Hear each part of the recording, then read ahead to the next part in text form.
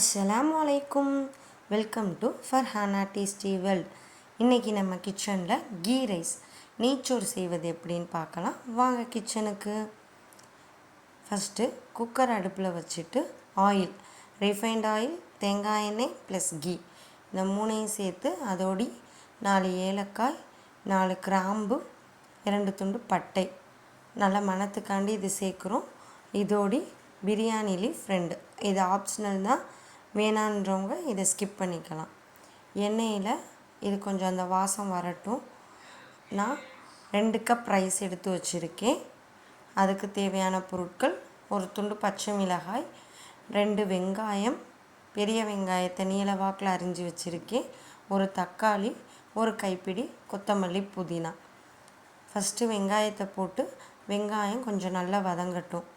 இதுக்கு நம்ம பிரியாணிக்கு வதங்குற அளவுக்கு நல்ல பொன்னிறமாக வதங்கணும்னு அவசியம் இல்லை.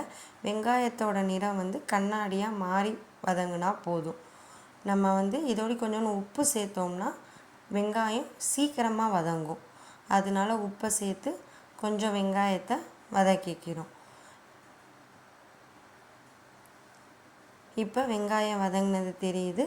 இதில் நம்ம வெட்டி வச்சுருந்த தக்காளி, ஒரு தக்காளியையும் அதோடு அந்த புதினா கொத்தமல்லியையும் சேர்த்துக்கிறோம்.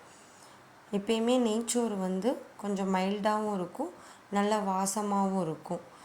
மேக்ஸிமம் கிட்ஸுக்கு ஃபுல்லாக இந்த நெய்ச்சோறு வச்சு கொடுத்தா ரொம்ப பிடிக்கும். பெரியவங்களுக்குமே இந்த நெய்ச்சோறு ரொம்ப பிடிக்கும். இதை இப்போ நம்ம நல்லா வதங்க விட்டுறணும். ஏன்னா இதில் எந்த மசாலா ஐட்டம் எதுவுமே சேர்றதில்ல. இப்போ உங்களுக்கே தெரியும் நல்லா வதங்கியிருக்கு. இப்போ நான் 2 கப் ரைஸ் எடுத்திருந்தேன். சீரக சம்பா அரிசி. இதுக்கு 1 கப் ரைஸுக்கு 1.5 கப் வாட்டர் கரெக்டாக இருக்கும். நான் 2 கப் ரைஸ் எடுத்திருந்தேன், அதனால் 3 கப் வாட்டர் நான் தனியாக தண்ணியை எடுத்து வச்சுட்டேன். அதை நீங்கள் அதில் ஆட் பண்ணிக்கலாம்.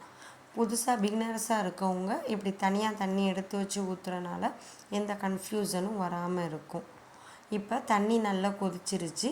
கொதி வந்தோன்னே நம்ம அரிசி ஊற வச்சுருந்த அரிசியை எடுத்து போடணும் அந்த தண்ணியில். எப்பயுமே அரிசி கொஞ்சம் ஊறி இருந்தால் கரெக்டான பக்குவத்தில் வேகும். நம்ம ரொம்ப ஊறணும்னு அவசியம் இல்லை. நீங்கள் தாளிக்க போகிறீங்க அப்படின்ற நேரத்தில் ஊற வச்சுட்டு இதுக்கு தேவையான பொருட்கள் வெட்டி அந்த தாளிக்கிறதுக்குள்ளே அந்த அரிசி ஓரளவுக்கு ஊறி வந்துடும். அப்போ நம்ம சேர்த்தோம்னா கரெக்டாக இருக்கும். எப்பயுமே நம்ம அந்த அரிசியை அதில் போட்டுட்டு ஒரு கிண்டி கிண்டி விட்டுக்கோங்க. கீழே டக்குன்னு தங்காமல் இருக்கிறதுக்காண்டி கிண்டுறது. இப்போ கொஞ்சம் கொதி வர ஆரம்பிச்சிருச்சு. இந்த கொதி நல்ல பெரண்டாப்பில் வரணும். தண்ணி இப்போ தண்ணி மேக்ஸிமம் இருக்குது. இது தண்ணி அரிசியுமா இருக்கிற பக்குவத்துக்கு பெரண்டாப்பில் வரணும். இப்போ தெரியுது உங்களுக்கு, நல்ல பெரண்டு வந்துருச்சு. இப்போ இதை நான் குக்கரை மூடி தம் போட போகிறேன். நான் போடுற ஸ்டைல் தம் போட்டு குக்கரை மூடி கேஸ்கட்டோடி மூடி விசில் போட்டு ஃபுல் சிம்மில் போட்டு ஒரு 10 மினிட்ஸ் அப்படியே விட்டுருங்க. திரும்ப ஒரு 10 மினிட்ஸ் கழித்து அந்த விசிலை ஓப்பன் பண்ணி பார்ப்போம். இப்போ பாருங்கள், நல்ல சுட சுட ஆவி பறக்கிறதோட கீ ரைஸ் ரெடி. இப்போ இது எவ்வளோ உதிரியாக வந்திருக்குன்றதை பாருங்கள். இந்த கீ ரைஸோடி mutton chukka, mutton gravy, chicken gravy, mutton குழம்பு எது வச்சு சாப்பிட்டாலும் செம்ம டேஸ்ட்டாக இருக்கும்.